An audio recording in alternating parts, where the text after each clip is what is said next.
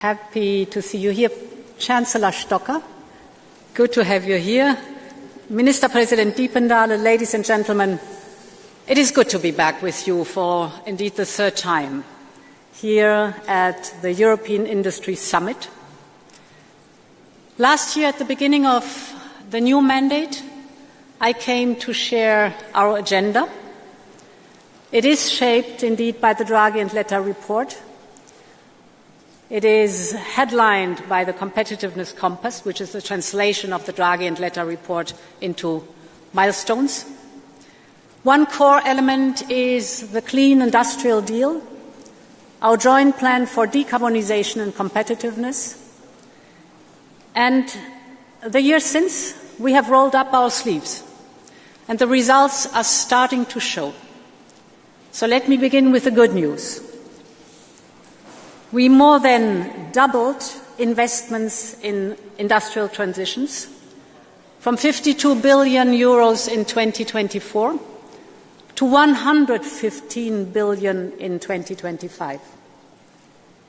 We already made proposals to cut administrative costs for companies by 15 billion euros every year. We launched a 1.8 billion euro battery booster to scale up European battery manufacturing. We concluded new trade deals and approved 60 new projects for critical raw materials to ensure secure supply for European industry. These are just a few examples, and of course more has to be on its way and more is on its way. You demand real change, faster, and Europe is changing but has to speed up further. So we must go faster. Because I know that, and you described it just, the global pressure on you is growing even more. We have all seen the news coming from here in Antwerp and elsewhere in Europe. And I must say, whenever I hear about an investment leaving Europe and about a factory at risk of closing, my first thought goes to the workers and the families who might lose a vital source of income. But I also think about what it means for Europe as a whole. Your industry is the industry of industries. The energy, the steel, the chemicals you produce underpin entire value chains. The technologies you develop are vital to Europe's independence. So together we must secure your future in our continent, and therefore again, thank you for the invitation. Europe has a lot to offer. We remain frontrunners in many areas of the clean transition. We have built world-class value chains in clean energy, pharmaceuticals, advanced manufacturing, and so much more. But competition is intensifying, and it is sometimes unfair competition. Indeed, we see massive subsidies, state-backed overcapacities, and market distortions. And this makes it increasingly difficult for European industry to compete on a level playing field. China now exports almost twice as much clean tech as we do. And this is not just a trade statistic. It is a signal of where industrial capacity is concentrating and how quickly global market positions can shift. So the urgency could not be greater. We're fighting for our place in the new global economy, and this means together we must make a strong business case for you to choose Europe.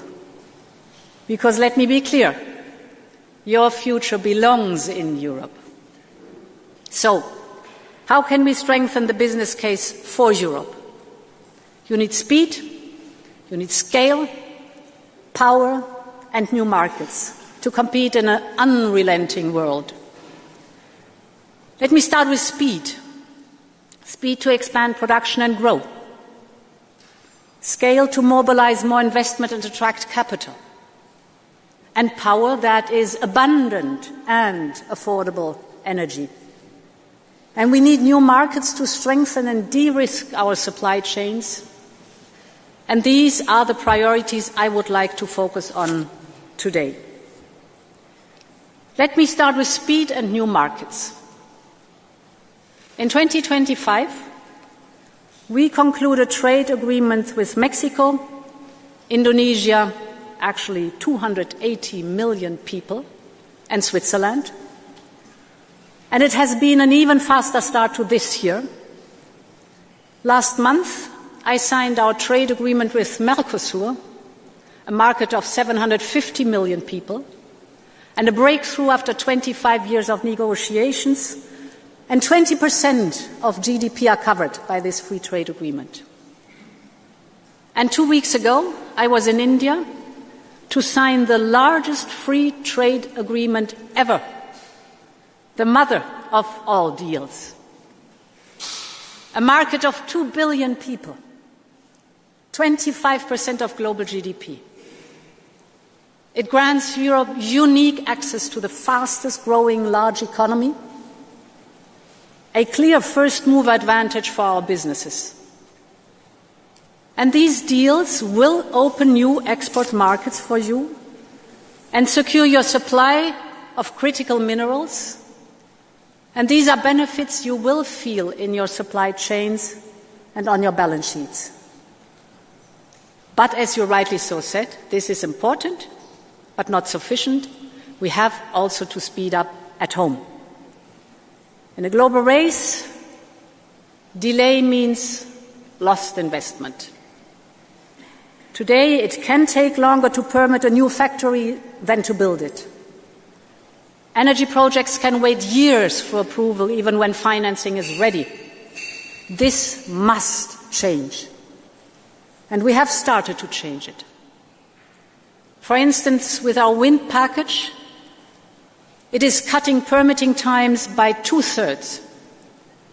We are making grid connections faster, addressing a critical bottleneck for many of you, with tacit approval of permitting now.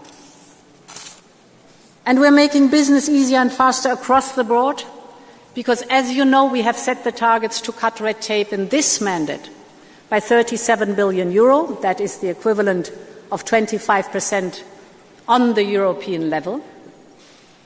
10 omnibuses are on their way. They are worth 15 billion euro of cuts of red tape every year. So far, so good. But of course, I'm not satisfied, and you are not satisfied with their speed. Because of the 10 omnibuses we proposed last year, only 3 have reached their destination. For the other 7 omnibuses, we count now on the European Parliament and Member States to share the same sense of urgency. And the work on European level will go on. But let me raise another topic, that is looking at the national level. There is too much gold plating.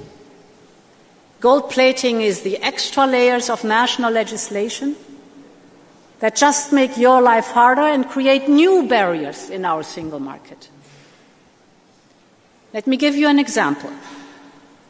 A truck in Belgium can weigh up to 44 tons. But if this truck drives to France and wants to cross the border with France, a border that does not exist anymore, it can only carry up to 40 tons. So 44 tons, 40 tons. In June 2023, we proposed legislation to harmonize this. Almost 2 years later, this is still under discussion by the co-legislators. Another example, shipping waste from one member state to another should be efficient, easy and quick. But different national practices, the gold plating, make it extremely complex. Some member states, for example, only accept correspondence by fax. It can take several months for traders to get green light from the authorities, depending on the different rules of the different member states. So, if we are serious about simplification, the European level has to do its share. Don't get me wrong, there's a lot to do still. But we must also crack down on gold plating and fragmentation. In other words, it's time for deep regulatory house cleaning at all levels. And this is also true when it comes to the European single market, our greatest economic asset. Here we are leaving too much potential on the table. Barriers inside Europe hurt us more than tariffs from the outside.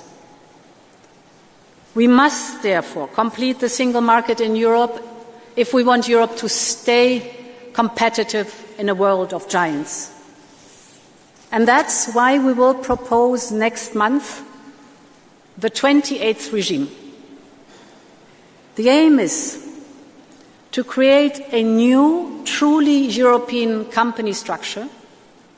We call it EU Inc. It is a company structure that will have a single and simple set of rules that will apply seamlessly all over our union, for all 27 member states, therefore the 28th regime, so that business can operate across member states much more easily. Our entrepreneurs will be able to register a company in any member state within 48 hours, fully online. EU Inc. will ease access to finance in the start-up and scale-up phases. It will enable smooth cross-border operations, and it will allow rapid wind-down if a company fails. We hope not. So this is the speed we need. And this is Europe made easy. But as we simplify rules and speed up permitting, we must also accelerate the uptake of your clean products in Europe. Only a surge in demand will make a clear case for investment. And this is why creating lead markets is so important. And public procurement is a powerful lever. It amounts to 14% of our GDP. This is massive financial firepower controlled by European governments. But too often we see that our public buyers have to take the subsidized foreign products instead of the high-quality European alternatives. That is homegrown value that we are leaving on the table. This will be a central focus of the Industrial Accelerator Act that we are putting forward later this month. We will introduce specific EU content requirements for strategic sectors. This also includes low-carbon requirements in public procurement. And of course, this will be based on rigorous economic analysis, but it will create a stable demand for our industries, and it will kick off a virtuous cycle of growth. So the aim is to let us direct more European money to our European industries. Ladies and gentlemen, this leads me to my second point about scaling up investment. You urgently need better access to low-cost capital. And the structural solution to this is to build a deep and liquid capital market. This is the essence of our proposal for our Savings and Investment Union. And the completion of the Savings and Investment Union can unleash up to 470 billion euros of investment. And to let you know that I am determined to make it happen this time, after we've debated a capital market union since at least 10 years. We want to do this by 27. But if this is not possible at the end of this year, I will propose to go with those who want to speed up an enhanced cooperation. For that, you need at least 9 member states, As I said, I want it by 27, but if it is necessary to speed up the whole process, we will go by enhanced cooperation. But as global competition intensifies, investments are also vital to catalyze private money. So let me also focus on this. Last year, I was here in Antwerp with a promise. I said we would change our rules for state aid to your sectors to make it faster and more predictable. And this is exactly what we've done. And in response to those new state aid rules, member states have already mobilized more than 21 billion euro in state aid to clean industrial projects. The next step is now to channel more resources from our emissions trading system into your industries. I know there's a lot of discussion. The emission trading system, ETS, brings clear benefits. Since it was introduced in 2005, the emissions dropped by 39%, while the economy in sectors covered by ETS has grown by 71%. So this shows that decarbonization and competitiveness can go hand in hand. And revenues of ETS have been generated by over 260 billion euros since 2005. On the European level, 100% of these revenues were reinvested in industrial innovation. 100%. For example, the 100 billion euro Industrial Decarbonization Bank is a good example for that. Next week, we're concluding the first pilot auction worth 1 billion euros. It will finance the decarbonization of how you fire furnaces, melt metals, or mix chemicals. And more support to your industries will be available once the bank is operational. But member states invest less than 5% of the ETS revenues in industrial decarbonization. So I believe it is high time, and I will raise the topic tomorrow at our retreat, that member states step up and match our level of support. That is channeling more ETS revenues back to industry. This will therefore be a core focus also of the upcoming reform of our emission trading system this summer. Because these resources come from the industry, and we've told you that we will always and have to reinvest it in the industry itself, where the money does come from. My third and final point is reliable, affordable energy. This is central to making the business case for Europe, especially for the energy-intensive sectors. Prices are still too high and too volatile. And we know the reason for this. Gas prices drive the energy prices up. Renewables and nuclear drive prices down. The gas price last year in Europe was on average 100 euro per megawatt hour. The price for renewables was on average 34 euros per megawatt hour. And the gas price for nuclear was between 50 and 60 euro per megawatt hour. The data is telling. Of course, this is an average, so in different regions it's different. So the good news is we are well positioned to lower costs. In 2025, for the first time ever, we produced more electricity from solar and wind than from all fossil fuels together. Our battery storage capacity has more than doubled in the past 2 years. And in the past 2 years, nuclear, our largest single energy source, actually increased. But more is needed to stabilize and lower the prices. So the next few years are crucial, because the International Energy Agency tells us that gas prices that are going down now are expected to go down also or stay down in the next 3 to 4 years. So we should use this time to invest in low-carbon energy system that will protect us when fossil fuel prices go up again. It's a matter of time, then they will go up again. For that, we need the infrastructure for true energy union, because price spikes in the one country could often be avoided if cheaper energy could flow across the border. And we have a blueprint to address this. This is the European grids package that is on the table, proposed by the Commission. As part of it, we are fast-tracking the construction of energy highways all across Europe. Let me give you one example. We started last month with an agreement on the Bornholm Energy Island.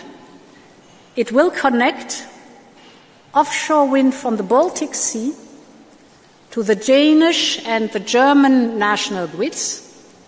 So it will transform the Baltic wind from a national resource into shared European power. So we will tackle all these bottlenecks one by one. And the goal is simple. Clean energy must flow freely all across our union so that cheap energy can flow where it is needed, when it is needed. In addition, we must drastically modernize our energy taxation. While energy costs are going down, national taxes on energy are going up, and the taxes that industry pays on electricity are 15 times higher than taxes on gas. This is just wrong. So we are working with the national governments to reduce the tax burden and bring prices down. Finally, we must make greater use of power purchase agreement and contracts for difference. We need them in all member states and not only for large companies, because locking in energy prices protects you from volatility and lets you plan for the long term. Ladies and gentlemen, let me conclude. We need everyone in our union to help move them forward. Our proposals are on the table. We need national governments, the European Parliament, the European Commission, all to play their part. We need you, the business and trade union leaders, to keep advocating for bold action, what you're doing today. This summit is about listening to your priorities and your proposals. And indeed, tomorrow, at the informal meeting of the European Council, I will discuss with leaders how to match the pace you need. It is time to further accelerate so that you can invest in your future right here in Europe. Thank you very much, and long live Europe.